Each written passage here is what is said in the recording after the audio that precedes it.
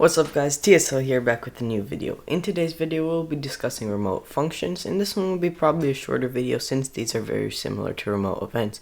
That being said, if you guys didn't see yesterday's video, make sure you check that out, as most of this won't really make any sense if you don't know remote events.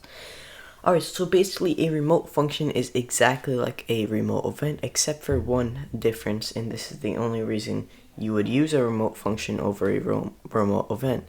And this is remote functions can actually return a value. So let's say you have like a local script that calls the remote function, and the server script returns a value that you can only get on the server. And that's one of the use cases for this. So let's do something. Alright, so what I'm actually going to do is I'll do one of those. So basically what I'm going to do is add a int value inside of, or actually we'll make it a string value, and we'll make the string value called let's just say text value, and right now it'll just be like intermission.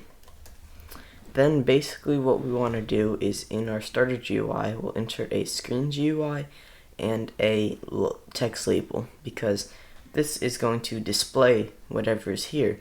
But as you may know, local scripts cannot actually access server storage, so we'll use a remote function to access that value and return it to our local script. So we're going to set the size to like 0.5, 0, 0.1, 0, and then just put this to the middle. We can do a text scale true, source sans bold, text color white. Alright, so we have the label made, so what we're going to do is get this local script here, and we're going to get our replicated storage, so game colon get service replicated storage. We'll have a folder in replicated storage and a remote function. The remote function will be called get text value.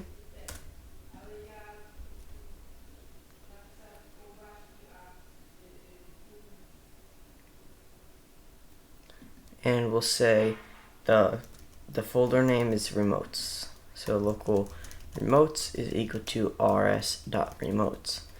Then we'll get func is equal to remotes.getTextValue, and then basically we'll set text label, or this should actually say script.parent.text is equal to our func.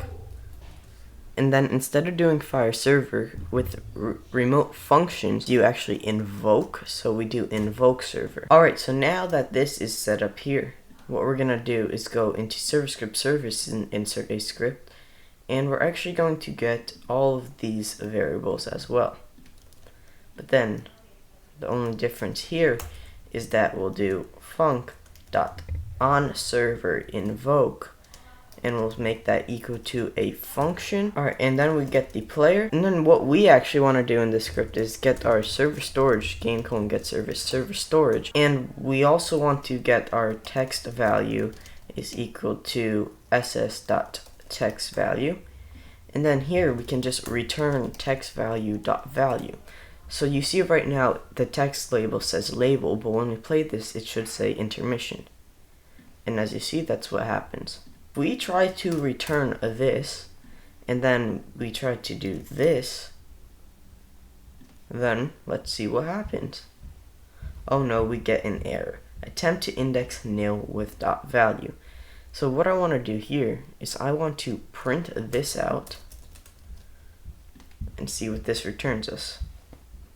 This returns us nil because we can't actually access server storage. Even through the remote function we can't get anything here, but we can pass the value in between. Alright, so now that you know how those boundaries work, there's only one other thing to do, and I'm actually not going to even show because it's just this but switched. Like, instead of on server invoke, you'll do on client invoke in a local script, and then in a server script you'll do invoke client. Now I'm pretty sure, let's just check this out, double check. There is no invoke all clients, yeah. There's only invoke server and invoke client for remote functions. Alright guys, well that is basically it for remote functions. That is the basics of them. just note the thing that's important to remember is the remote events with returns. So yeah, that is going to do it for today's video. If you guys enjoyed the video and it helped you out, please remember to leave a like and subscribe to the channel. Also turn on post notifications so you don't miss out on the next video. Other than that, guys, I'll see you in the next one. Bye.